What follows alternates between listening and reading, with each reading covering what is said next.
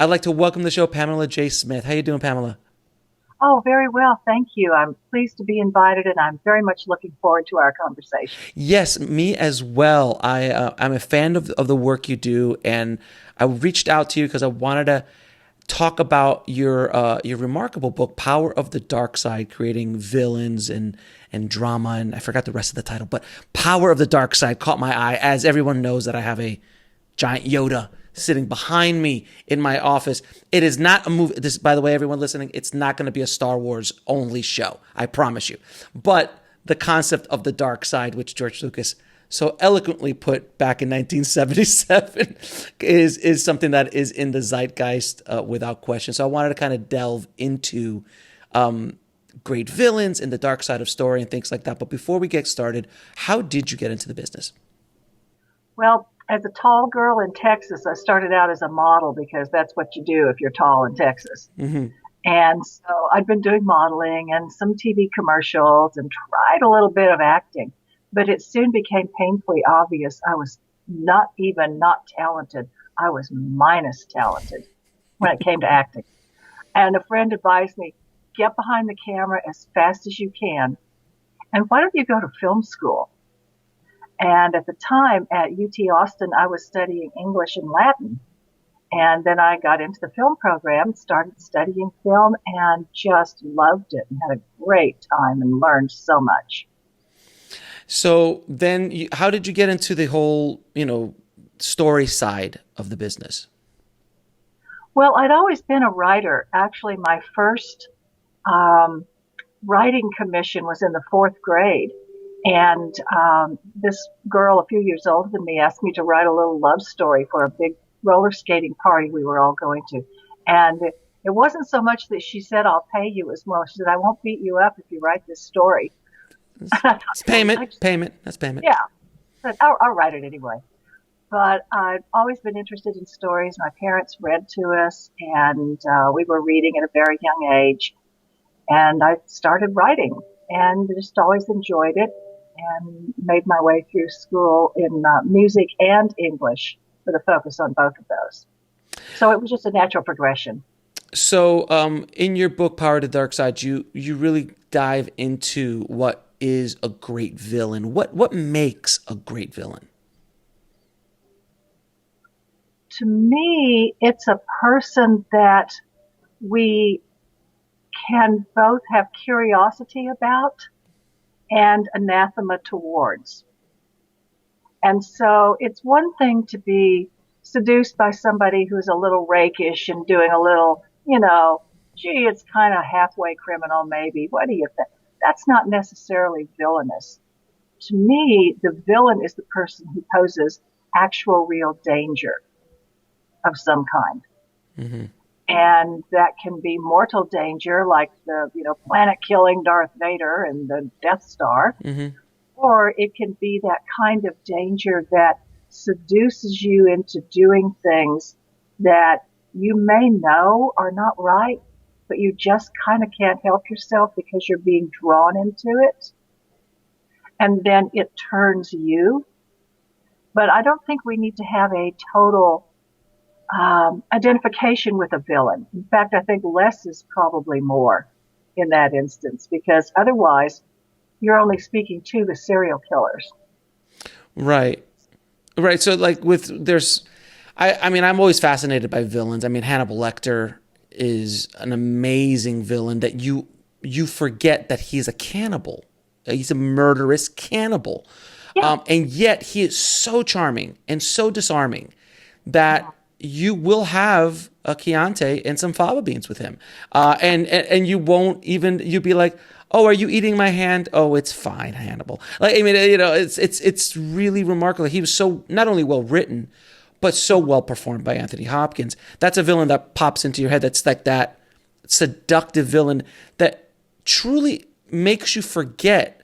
And he's not hiding who he is. It's not like, oh, you discover he's a cannibalistic murderer.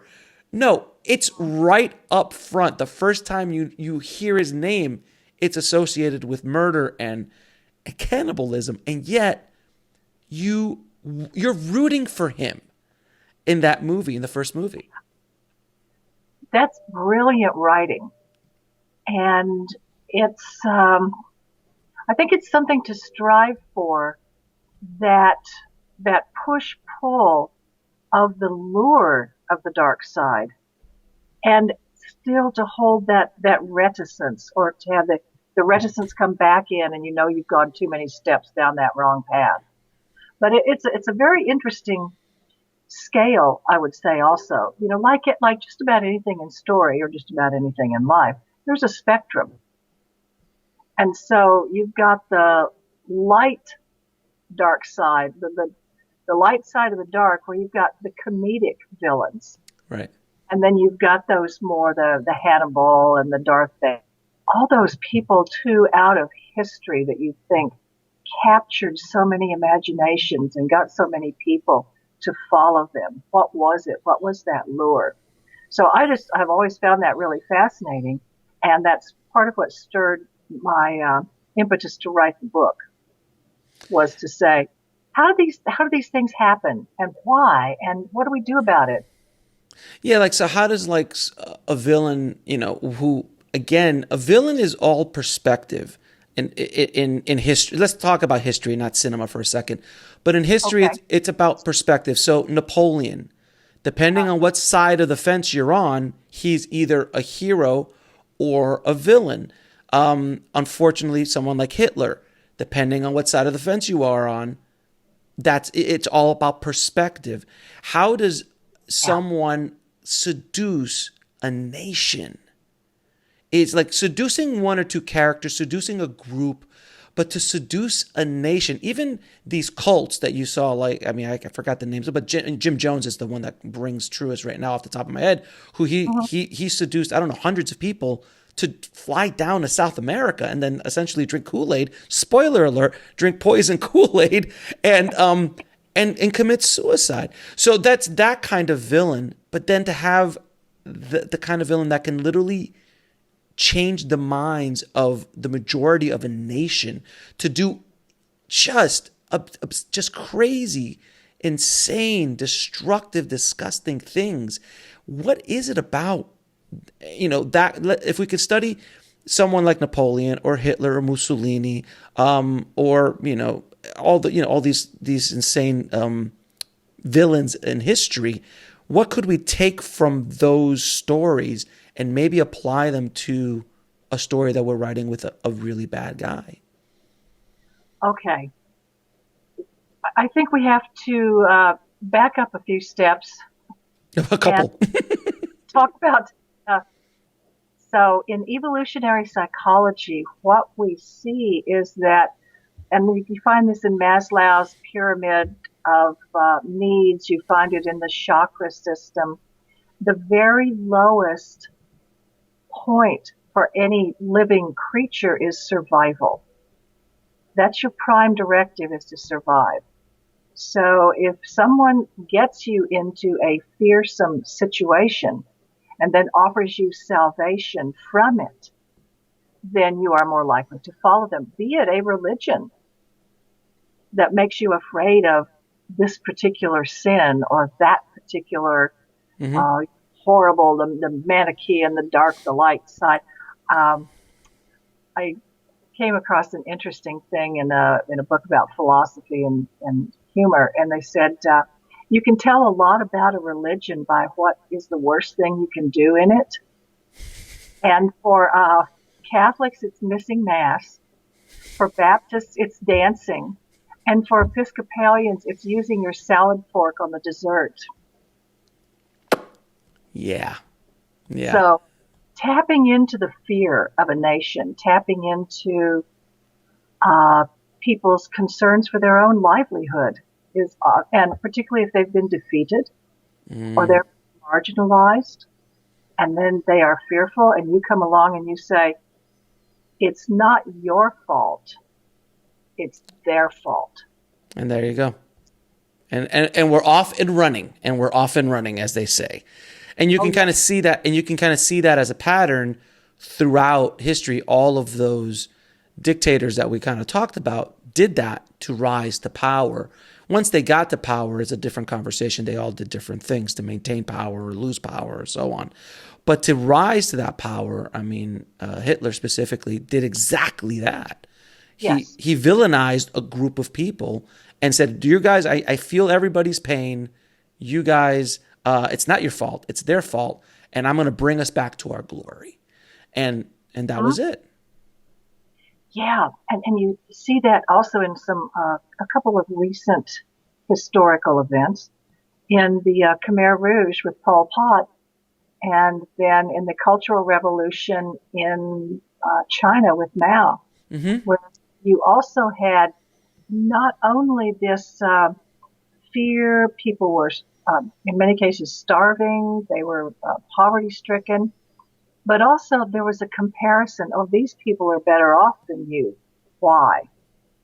And so then you start finding that disparity between the value systems and the worth of in a system. The thinkers, the creatives, and those who aren't.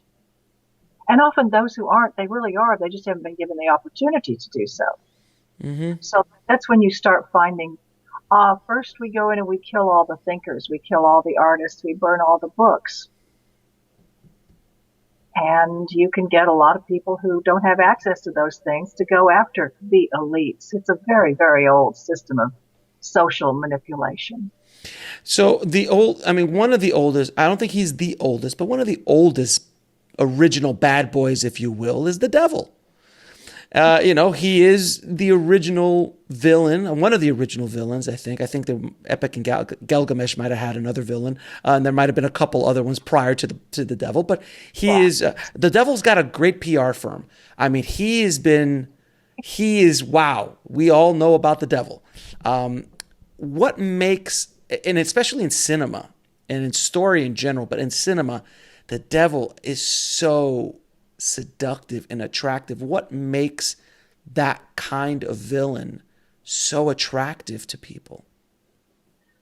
Okay, I think a couple of things. One is the power that they hold.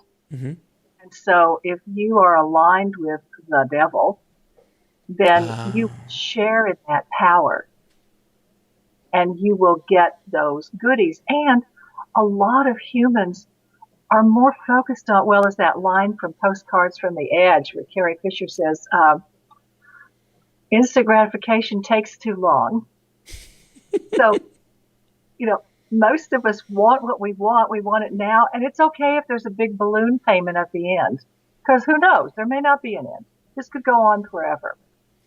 Oh, yes. The stock markets are infamous for that. Infamous for that.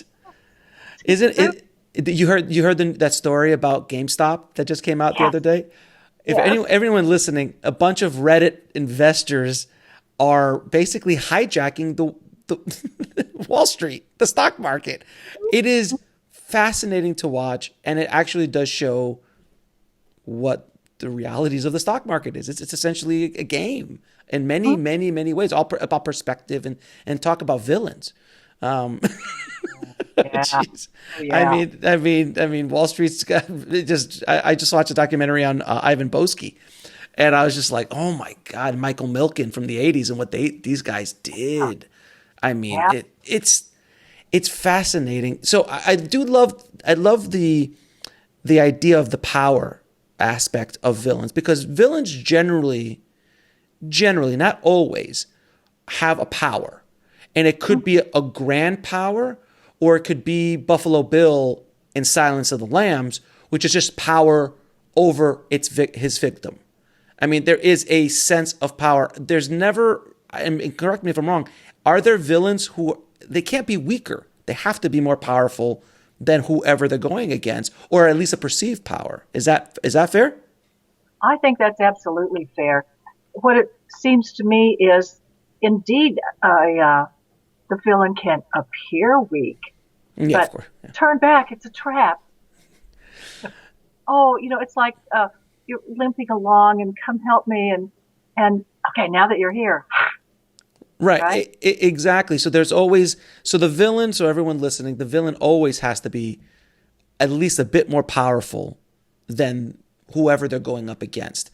And if there isn't, then if your hero is obviously stronger than the villain, then it's a weak story, because then what's the point? I mean, if I could just beat you up, it's like if I'm the good guy and the bad guy is a 7-year-old girl with a spoon who's really bad and has done bad stuff. Obviously I'm going to be able to. That's why like films like Chucky always used to bother me. I'm like, it's a doll. Just throw a blanket over it. Just kick it. It's like 3 feet tall and it's a doll. It has no magical powers. Just kick it, but then, and that's why it's like so difficult to write for characters who are gods, like Superman, like, Zeus, and even going back to the gods. It was difficult to write stories around something that's like Superman's a perfect example. It's almost impossible to write really good Superman stories because he's Superman. So you need to have someone bigger than Superman, which is hard, or at least equal to, and it's difficult to do. That's why it's just so hard sometimes to write for those kinds of heroes. Do you agree? Absolutely, and that's why you need kryptonite. You need something to weaken them.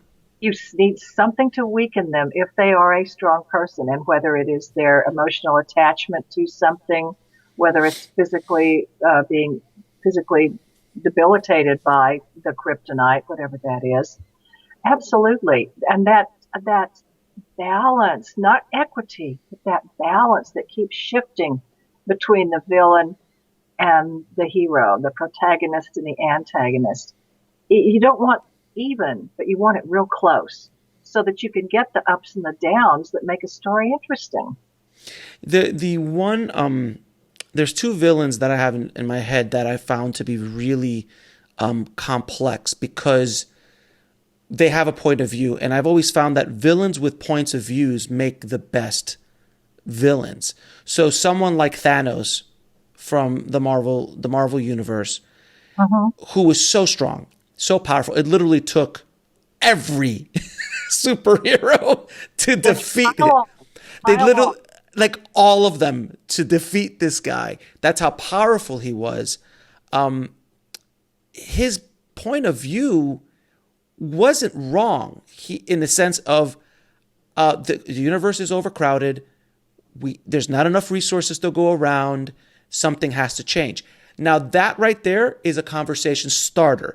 Where the conversation ends is I'm going to now destroy half the population in the universe with a flick of my finger or a snap of my finger.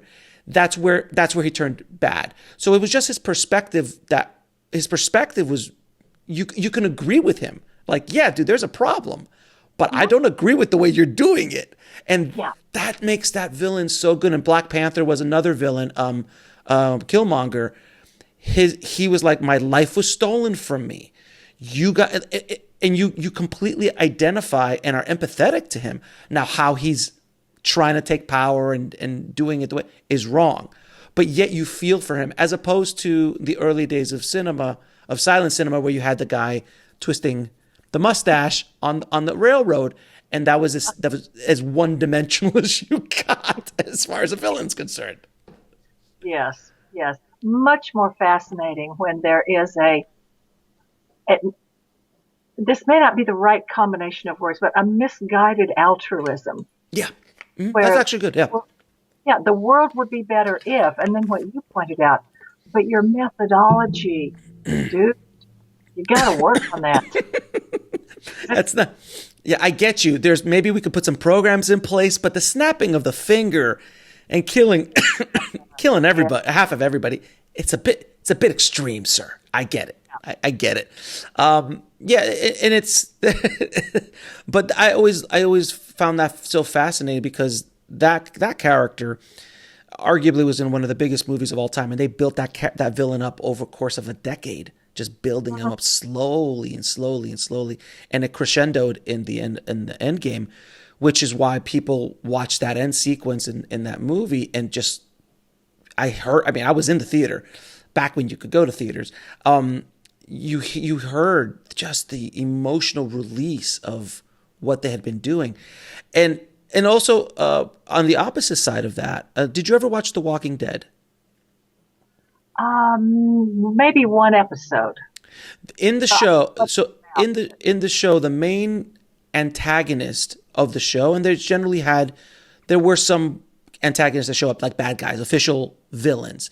But for a little while, the main villain was zombies were kind of just like the threat, and survival was essentially what they were fighting. They were just fighting the threat, mhm. and there was no main bad guy. Then a few seasons in, they got the governor, who's a really great complex bad guy. But then they brought in this character named Negan, and Negan was so overpowering that it ruined the show for me because I stopped watching after watching 6 years because the villain did not give the heroes a win ever. Even if you're fighting a villain that's so powerful, you got to be able to get a punch in.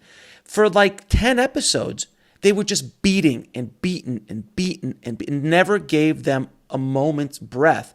And it was so disheartening for you to watch your heroes get beaten like that. I think the writing suffered so bad. And the show started to completely go down. It wasn't just me. Everyone got tired of it and now it's gone. I think it's gone or it's about to go away completely because they just ruined it with that. It jumped the shark, as they say. But it was the villain that caused it. That villain was so overpowering, and they never gave him a win until like towards the end of the season. But by that time, you were so exhausted. You're just like, I'm over. I'm done. Yeah, you're pointing out a good example of, once again, that balance that needs to be there. And when the imbalance is too overwhelming, you get what you just were talking about. Um, if the people haven't seen it, there's a charmingly funny, little cartoon video. It's like Godzilla versus Bambi. It's great. It's such Right? What, that's like 10 seconds maybe, but it's just the point. I think I saw it in the theater. I saw that in the theater when it came out. I think it was like in the 70s or 80s when that came out. But So, for everyone listening, this is basically the movie. This is basically the short film. It's Bambi versus Godzilla, and you see Bambi just sitting there eating, just like la la la la la la, and then all of a sudden Godzilla's foot comes and stomps it. The end. That's it. Brilliant. But your point in that story. well, yeah, once again, if it's too imbalanced, it doesn't work. Just like a Super Bowl game. You're not going to Oh, put the Chiefs against the Dalhart, Texas varsity football team, right? No, you have to have somewhat evenly matched, or you don't put the heavyweight against the flyweight. And think even, let's talk about waging bets. hmm If there's not some kind of odds to be had, it's that boring. It's it's boring. boring. It's boring. And Uh, on both sides. So if you have a hero that constantly is beating on the villain, I'm like, why am I watching this? This is just abusive. And if the villain's constantly beating on the hero and there's no opportunity for a comeback, like for something to happen, mhm, then it doesn't work. So that's why Rocky works so well as not only a movie but as a series, with a couple of exceptions in that series, is where just a couple, yeah, but yeah.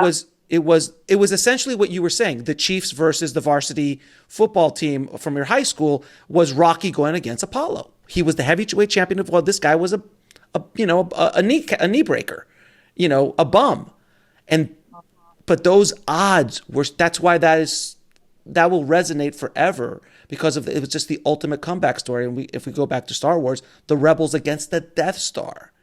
Yes. I mean, it's one Yes. little dude in a hall, flying through a cavern, and shoots one little missile into one little hole and explodes the whole thing. Like, it's so overwhelming. And by the way, horrible design on the Death Star, whoever designed the Death Star, to have that kind of vulnerability. Let's not even talk about that. I mean, Oops. Oops. oops. I mean, come on, guys. You could have just put a flap on it. It's not that difficult. I mean, seriously. I mean, come on. But again, that kind of over that odd. So you can have a villain that is seemingly overpowered, but you've got to give the hero a shot. Me walking in with Mike Tyson, even at my age and his age, I'm not going to win that fight. There's just, it's not going to happen. There's no way I'll ever be able to. I don't even think I'd touch him. I think he'd hit me 30 times before I even blinked, even at this age where he is right now. So there has to be, like you said, that balance with villains. And I think I don't know, I can't think of any bad examples of it, but in cinema, when you watch a bad movie with a bad villain, it's because of the imbalancing of it, or that the villain is just so, there's no depth to it, or it's so one-dimensional. It becomes the mustache twirling kind of villain, and there's just nothing there. And that's, but when you have a great, like Hans Gruber in Die Hard, mean, wonderful villain, just so wonderfully written, wonderfully played. And then against the hero, which is Bruce Willis, John McClane, the power struggle is really interesting in that movie because John McClane is pretty much on the ropes the entire movie. Oh, yeah. And barefoot for a lot of it, too. Which was such a brilliant choice, by the way.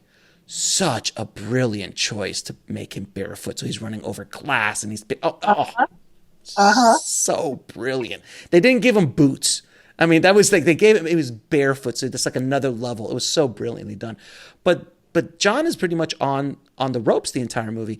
And Hans is not particularly a imposing physical villain, but he's a villain whose intellectual and his resources are very substantial, which is his team, essentially, correct? Yes, absolutely. And of course, Alan Rickman has that ability to just give the stare that withers. So good. You could just raise his eyebrow and you just go, oh, okay, fine. Now, so you talk about the 3 levels of the dark side. What are the 3 levels? This was so interesting when it was pointed out to me. I was taking a series of courses at the Philosophical Research Society here in Los Angeles and studying comparative mysticism. My specialty is mythology. And the physics of metaphysics and esoteric anatomy and all kinds of stuff, calling from different spiritual systems from ancient Hindu, ancient Egyptian, etc. And the teacher pointed out that there were 3 levels of the dark side. And the first level is personal. That's your own internal shadow, as Jung would say. So it's your phobias, it's your fears, it's your inabilities or your disabilities. It's one of my favorite examples of that and how the story arcs around this personal dark side is with Indiana Jones. And in the first part of the first film, we find out he's terrified of snakes. I hate snakes. And then towards the culmination of that film, he has had to rise above that personal phobia and jump down into the well of souls. Snakes. Why'd it have to be snakes? Right? Or you give somebody, a fear of heights and then they have to climb the oil drill tower to save the day.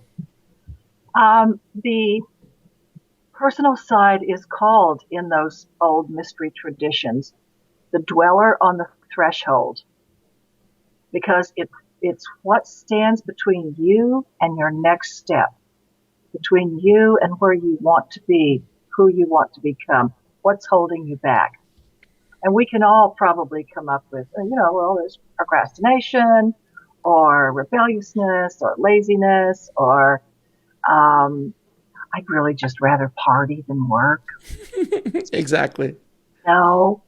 And so the dweller on the threshold is what your character needs to be dealing with in addition to the exterior things. So that's your first level, is the dweller on the threshold, the personal foibles.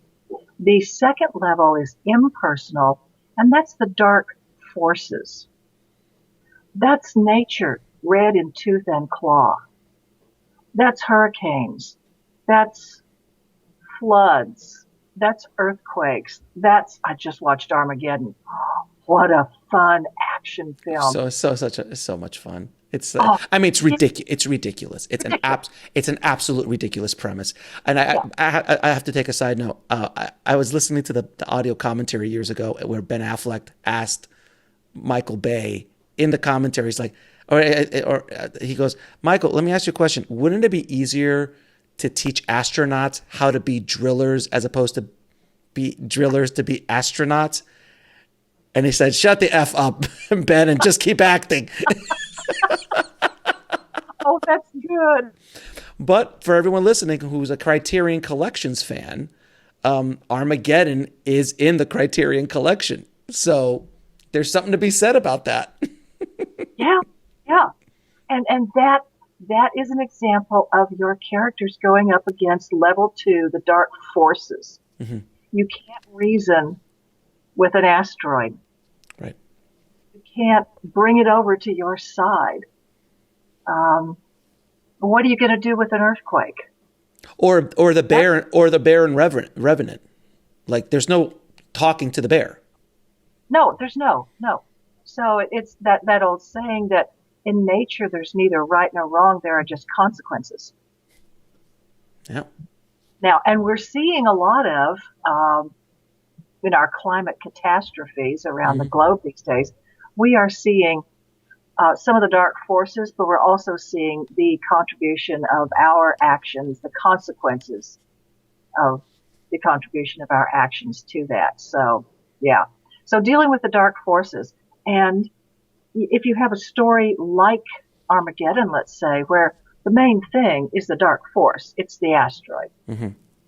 Destroying the cities, it's going to destroy the whole planet. And then within that, you have the personal story, the father-daughter story, the love story, the friendship and collaboration, and NASA versus the government, etc. But it's against that big dark force second level.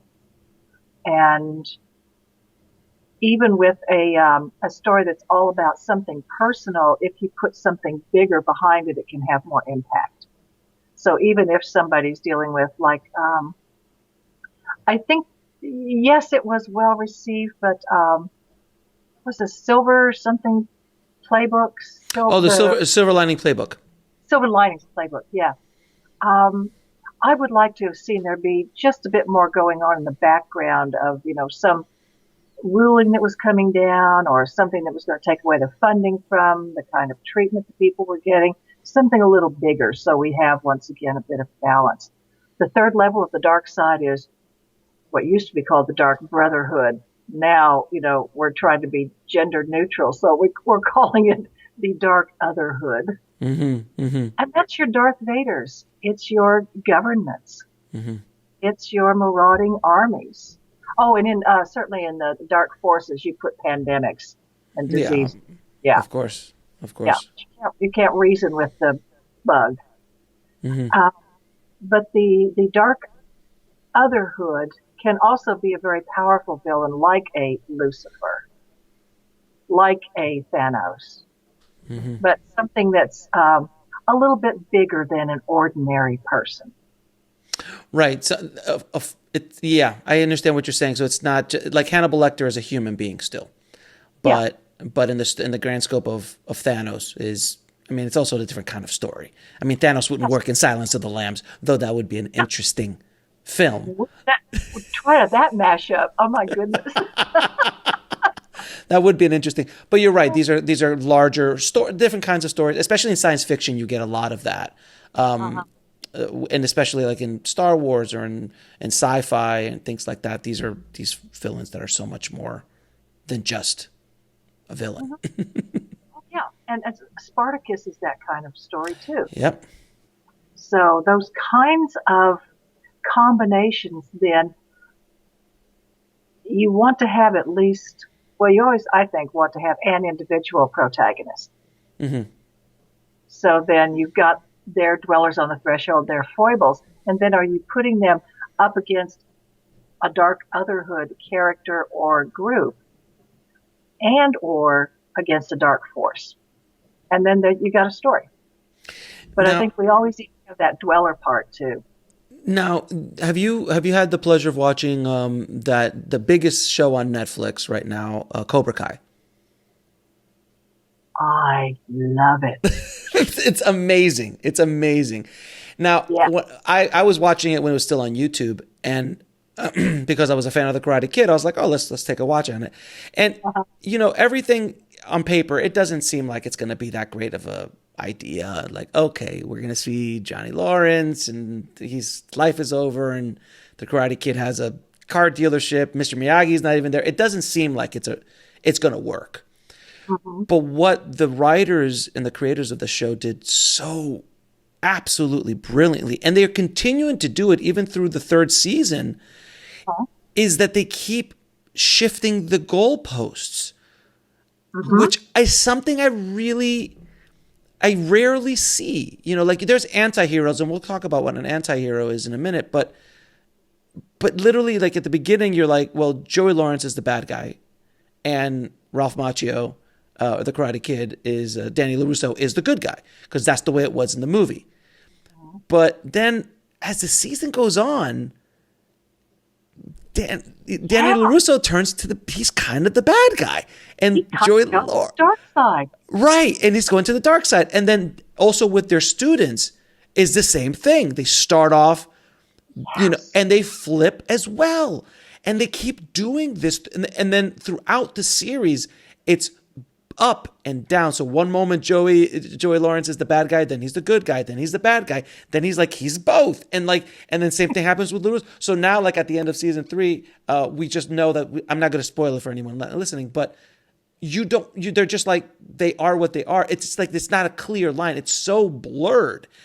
It takes, and please correct me wrong, it takes an insane amount of skill as a storyteller and as a writer to do what they've done in karate in Cobra Kai, because it is arguably one of the cheaper shows to shoot. It's not Stranger Things. It's not, Games of Thrones, but yet it's got numbers that are insanely bigger than those shows on Netflix. And it's all because of the story, but specifically that back and forth that is so rare to see. Do you agree? Absolutely. And I think you put it very well. It's that shifting of the balance when each of those main characters begins to transform against and because of the influence of the other. And so there's this continual awakening, and then, oh my gosh, I didn't think I was like that anymore, but I fell into it. And then you've got that, also I like that generational split where you've got the young kids, and you see how, talk about the dark leadership again.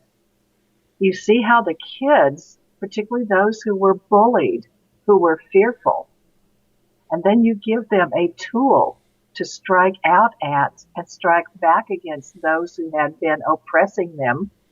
It's classical sociopolitics psychology. Yeah, wasn't there I think it was in Berkeley that very famous experiment, the prison experiment, where they put just two groups of people. One of them got guards outfits and one of them were prisoners, and it was just an experiment, and it went haywire. Like they had to stop it because the guards starting to because they felt the power. It was so. Is that right? Do you know more about that experiment? Yes, actually, I attended a lecture by Dr. Zimbardo at one point, and you can find a lot about his work on the web. It's the Zimbardo experiment, and there were a few others that followed that, but he's got a couple of books out, and one of the most recent, in the last 15 years, was he came out with one after the torture scandal from the Iraq War. Yeah. And had a really good book and was giving talks about that. How easily we are seduced into the dark side by power. Yes. And think about this too, though. You wouldn't be seduced by power if you already had it. So when you have a system that's got a stratified populace, you've got a built-in revolution waiting to happen. Because there's always people who don't have that power, don't have the resources to fight back, and in many ways, especially here in the United States, and I'm sure around the world as well, that we're getting beaten down by so many different powers, whether it's government, whether it's medical bills, whether it's food that's not healthy for you, whether it's if the credit card companies, the banks getting you charged, there's a constant beating up of the little guy. And yet that's why this story with GameStop is so kind of fascinating, that the little guy's like, oh yeah, well, now we've got some power. And now they're abusing it. But watch, if you watch that experiment now they're like, they're going to do it to Bed Bath & Beyond next, the stock. They're going to do it to AMC, because those are two stocks that are dying. And they're even talking about doing it to Blockbuster. I didn't know Blockbuster was still even alive. It's the company. Exactly. They was like, you know what? It's so fascinating to see what happens. And even in revolution, when the masses overtake a government or take over, then it just starts, the cycle starts again. Then they put someone new in power. That person gets addicted to power.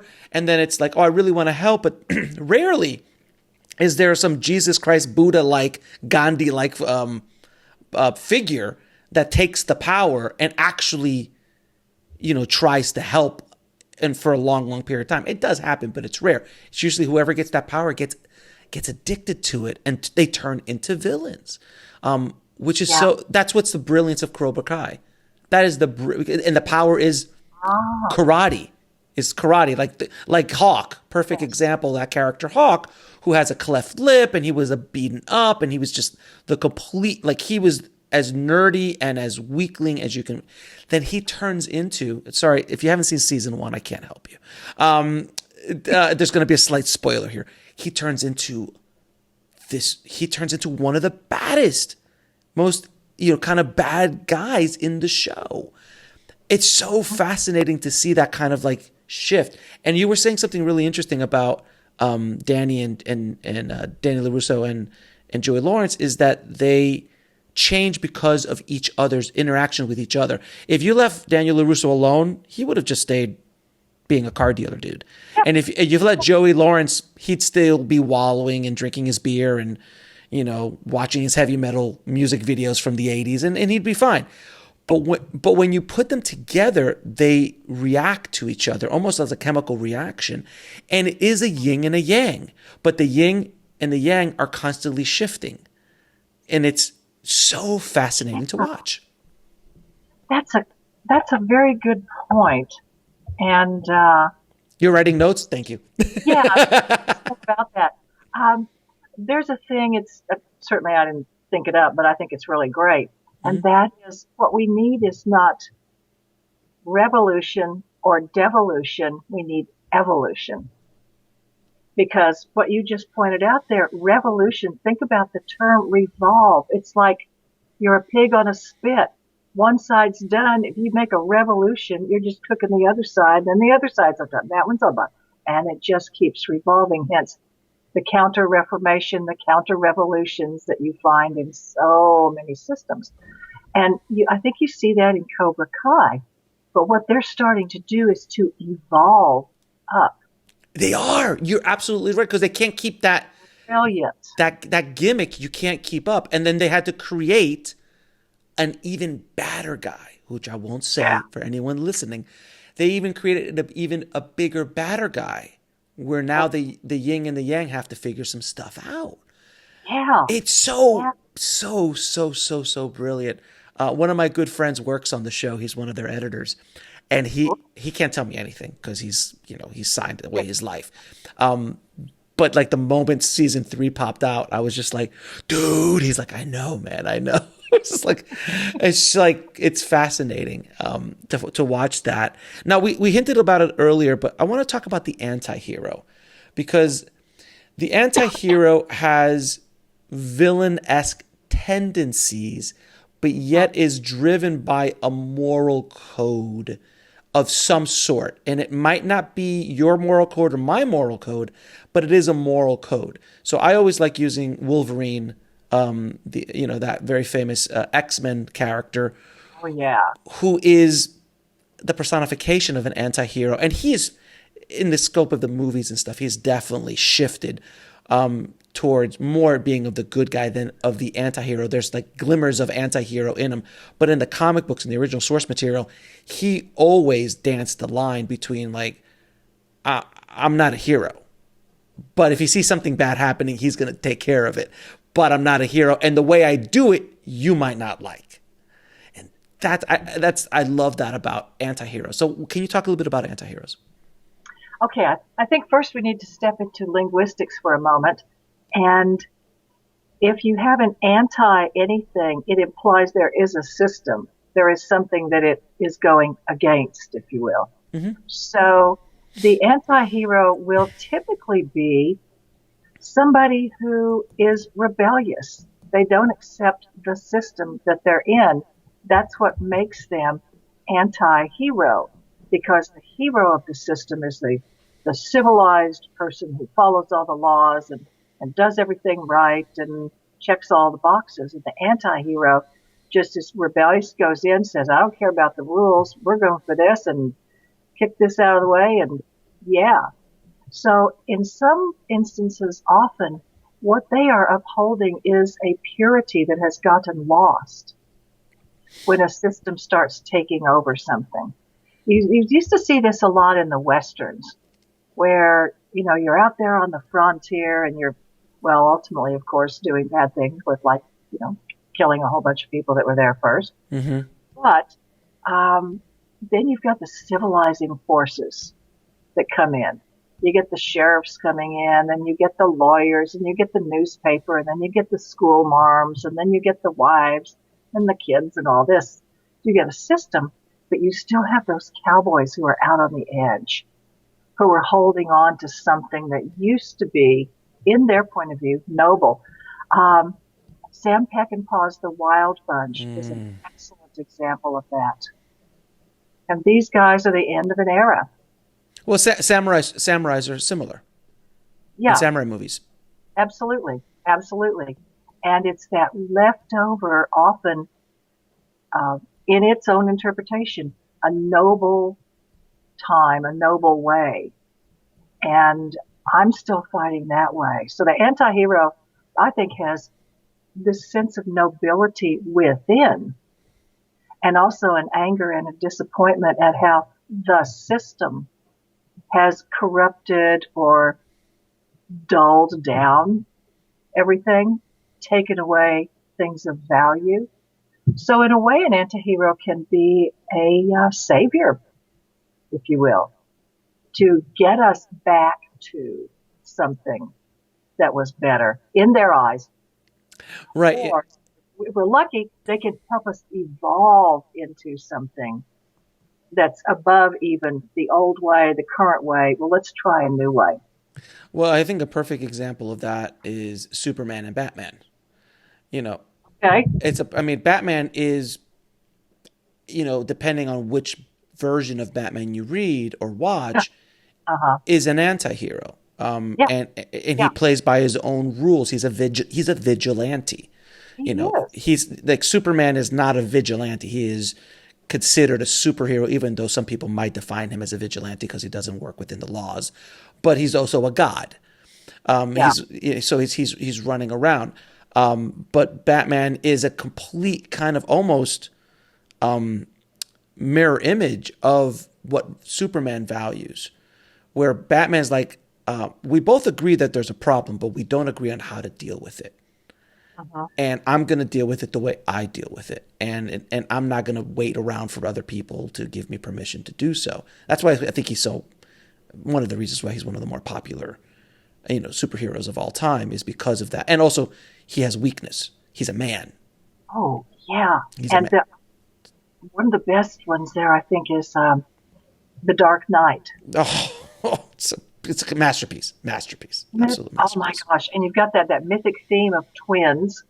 The two sides of a persona, if you will. And then, oh yeah, the shifting between the balance of power between, oh, it's brilliant. And chaos and order. And Yeah. and let's talk about a villain, Joker. So, and that's something we haven't spoken about in this episode, which is a good villain should be the mirror of the hero, in my opinion. Do you agree? Because I think the Joker is literally the opposite. And it's the same thing we were just talking about Cobra Kai. They both are out. One's poor, one's rich, one's defeated, one's not, and then, one has a family, one does. So there's that whole kind of complete mirror image of where it was. And by the way, it was the opposite when they were kids in Karate Kid. Yeah. Daniel was the weak and poor, and Johnny was the rich and and had a higher status in society. So it's so, oh God, the more we deep into the psychology of Cobra Kai, I mean, we could do a whole episode on Cobra Kai. But going back to Joker and Batman, they are mirror images and they have such different beliefs. Does that really do you agree that makes a villain, a really good villain, is having that opposite mirror image? Absolutely. And you're going back now into when you brought up Lucifer some time ago. Any system that has any kind of duality, I think one of the terms is Manichean. Mm-hmm. If you've got the light, you've got to have the dark. Now, Buddhism isn't like that. It doesn't go into dualities as much as many other spiritual systems, philosophical systems do. But absolutely, you've got the mirror image. And so, once again, if we get into human psychology, we all fight with our angel on one shoulder, devil on the other shoulder. Of course. Yeah. So that polarity creates energy, just like a bar magnet. You can't have two north poles, so there's nothing going to happen. To get work, to get energy, you have to have opposites. And so those opposites then and the shifting between them is what creates the current. Just go to the physics of story. And you're so right, because it makes so much sense, because I mean, what drives Dark Knight is those complete polar opposites. Uh-huh. If they were even remote, if Batman was just a bit more chaotic, just a bit, it wouldn't work. Or if the Joker was a bit more civilized, it just wouldn't work. It needed to be those extremes. And I never thought of it that way. It actually creates energy in the story. Mm-hmm. So perfect. We'll go back to Thanos. Thanos has such a point of view, and the Avengers have a completely different point of view, and they're complete opposites, and they in the way they want to deal with things. Is that fair? Oh, yes, that's how I see it as well. Yeah. And it's, that's another basic mythic theme that you find in myths and in stories, is that war in heaven, the fight between how is this world going to be? We agree there's a problem in the world. How are we going to solve it? What is the solution going to look like? And if Thanos wins, it's going to be one way. And if the Avengers win, it's going to be a different way. There's a war about the future of everything. And that's a big mythic theme. I mean, throughout history, I mean, the Greeks and Shakespeare, I mean, it's constant. It's a constant thing throughout mythology and literature. Now, I wanted to really quickly talk about the evil person versus the evil group, because there are films in cinema that have bad groups of people, and that they're like, there's not one specific person you can point out. There's groups of them. How does that differ from? And I'm trying to think. I guess the Wild Bunch. Wild Bunch. There's a group of good guys, quote unquote, anti-heroes, if you will. Yeah. But I haven't seen that movie in years. Was there like was there a specific bad guy? I remember that there was an army that they had to fight, and what was the deal with that? Well, there was an army, There were also the civilizing forces of the railroad, telegraph, and I think the telephone was coming in. So it was civilization. It was civilization that was uprooting them from their former life. And so they went south of the border. And sure enough, there was a revolution going on in Mexico. And they got caught up in that. So they were a small revolution that moved into a larger revolution and helped the revolutionaries. And it's well worth seeing again. I went to see it at the Dome last time it was here. Oh, nice. Oh, it's marvelous. That's amazing. Yeah, I mean, I haven't seen it in probably a decade, so I don't remember right off the bat. But it's a masterpiece, of course. Anything Peckinpah did almost was a masterpiece. So I wanted to ask you, what is something that all screenwriters should know about when writing a villain or writing their script? And I know that's a very big question, and there's 1,000 things you want to say. But what's that one thing that you're like, if you don't get this, it's never going to work? Okay. Two things. These are pretty standard for story. Is you've absolutely got to have two things in a story for it to be a good story. You have to have familiarity and you have to have surprise. So you need to give us enough that we can identify with somehow or become familiar with and start rooting for, whether it's the protagonist or the group of them like in The Wild Bunch.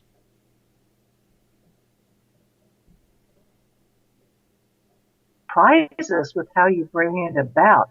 Going back again to The Dark Knight. Okay, we know the Joker's always against Batman. We've seen this forever, so that's familiar to us. Oh my gobbies, what did you do with the Joker? That is so surprising. What? So taking that 30-degree shift in one direction, or just cranking it down a couple of f-stops deeper into the dark side. How are you going to take the familiarity of a storyline, of a genre, and surprise us? But it can't be too crazy because then nobody will, well, what? What's that? And I think that's basically Cobra Kai. You talk, yeah. It's the definition of that, which is familiarity. But then they're like, wait a minute, Daniel's the bad guy? Wait a minute, Johnny's the good guy? Like, wait a minute, they're back. Like, it's a constant, and that's a constant moving in flux kind of surprise. Because every episode, you're just like, who are we rooting for? I don't even know. Let's just keep going on this crazy ride. It's a remarkable thing. Now, I'm going to ask you a few questions I ask all my guests. What are 3 screenplays every screenwriter should read? Ooh, let's see. Well, I think Apocalypse Now. Mm-hmm. I think Princess Bride. Goldman, yeah. Yeah, so good. It's just so fabulous. And because we were talking about him, I suggest that people read, and not necessarily that it's one of the best ever written, but there's a part in there that draws you in as the reader. Logan. Oh, so good. So yeah, good. On about page 2 or 3, the screenwriter breaks the fourth wall for the reader and says, okay, now wait a minute, I'm going to tell you what's going to happen here. Now, this guy is burned out. It's not going to work what he's doing. Nothing he has been trying to do is going to work anymore. He's worn out, and he uses some X words in it. Mm-hmm. But it's like turning to you and say, okay, Alex, let me tell you, before you read any further, you gotta give up some of your ideas about this, because this is what's going to happen. And then he goes back to the regular screenplay, which is good. But also that works because everyone reading that script is so familiar with that character. Yeah. There's such an expectation. You're like, okay, before we keep going here, this is what's going to happen. So you need to break this all out, or if this is not going to work. Okay, yeah. And we're back in. No, I argue that Logan is in the top 5 best superhero genre films in history. Dark Knight being up there and Logan being up there. X-Men 2 probably being up there as well. Deadpool, the original. I think it's so hysterically so funny. brilliantly done it's just so brilliant done. But Logan, when I saw Logan, I'm like, oh my God, it transcends the genre.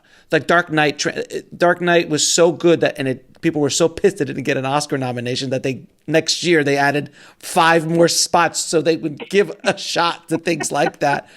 And like it was because it just transcends the genre. And when you transcend a genre as a writer and as a filmmaker, you've done something pretty special. It doesn't happen very often. Yeah, absolutely. And we love you for it. It's just wonderful when that happens. Absolutely. Now, what advice would you give a screenwriter trying to break into the business today? Okay. Well, some of the basics, of course, is write, Mm-hmm. and never give up, never surrender, to quote Galaxy Quest, which is also a brilliant script. Fantastic movie, and they're making the sequel. Oh, they're making this. I think they just signed. I think they just signed on it. They're writing the script right now, so it's the cast is back. But yes, I just saw it recently, by the way. And again, I'm sorry, guys listening. We have to go on a Galaxy Quest side note here. Yes, how that movie is aged so well. Yes. It should have been a throwaway movie. It should have been just like, oh, that's kind of nice. But the emotions in that movie hold so brilliantly. It's kind of like Elf.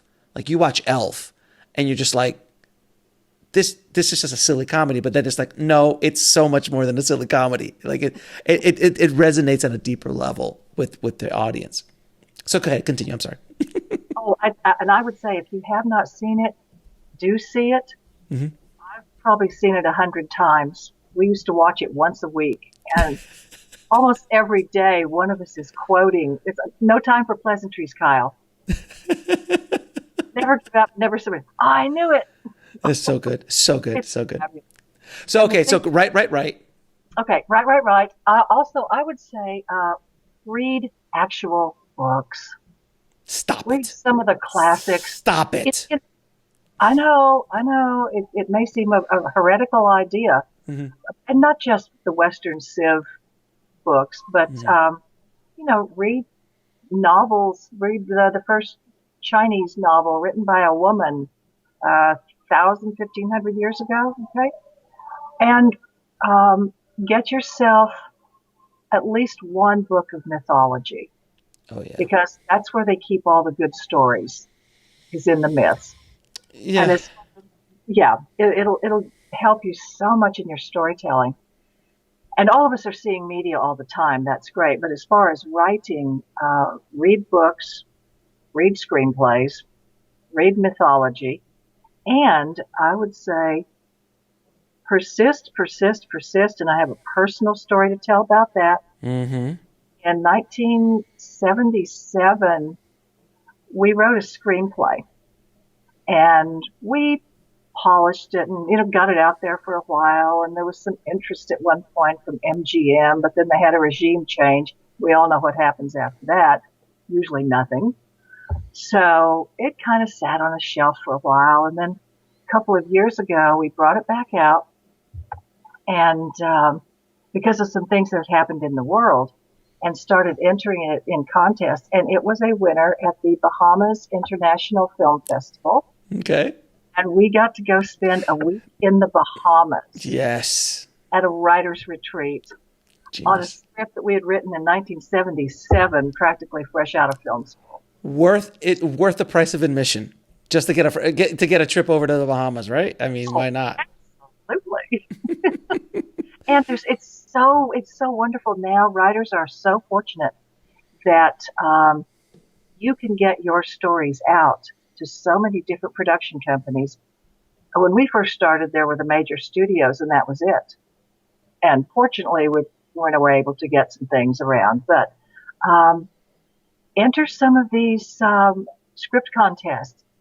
Write up your pitch materials and submit through the pitch portals. There are a lot of places out there where you can pay X amount of dollars and list your script or your log line. or send out query letters. And we've just recently, in the last couple of weeks, had some requests from some good companies for some of our stuff just going through the pitch portals. So it's really a great time to be a writer. People are looking for content. They want what you've got. And just remember, they're looking for what you're doing. So do it well and get it out there. And good luck. Now, what is the lesson that took you the longest to learn, whether in the film business or in life? Oh, well, that's a really good question because you make it so broad. Listen to your own intuition. Whether it's the one that says, don't go on that rafting trip instead of the rap party. Should have gone to the rap party. Almost drowned on the rafting trip. And it says sometimes, you can just kind of get a sense that this is not going to be a good shoot. We were asked once, I won't mention the country, but we were asked by a country to come over and do some documentary work for them. And we thought about it for about 10 minutes and then said, nah, thank you very much, but no. Learn to recognize danger. Listen to other people's stories. Watch the news a bit. Don't get, totally grossed out on it. But observe and pay attention to your own inner monitor, your own inner voice. And where can people find you and the work that you do? Oh, thank you. They can go to PamelaJayeSmith.com or mythworks.net. They'll take you to the same place. And there are all of our newsletters for years gone by, interviews, articles, stuff we've done, stuff we're doing, my consultation services, et cetera, et cetera.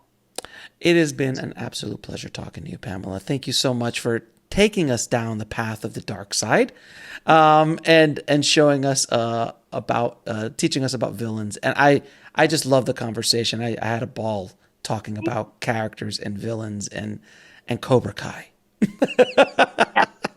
You have some wonderful questions. Thank you. Thank you. It was thought provoking for me and brought up some new thoughts as well. So great. Thank you so much.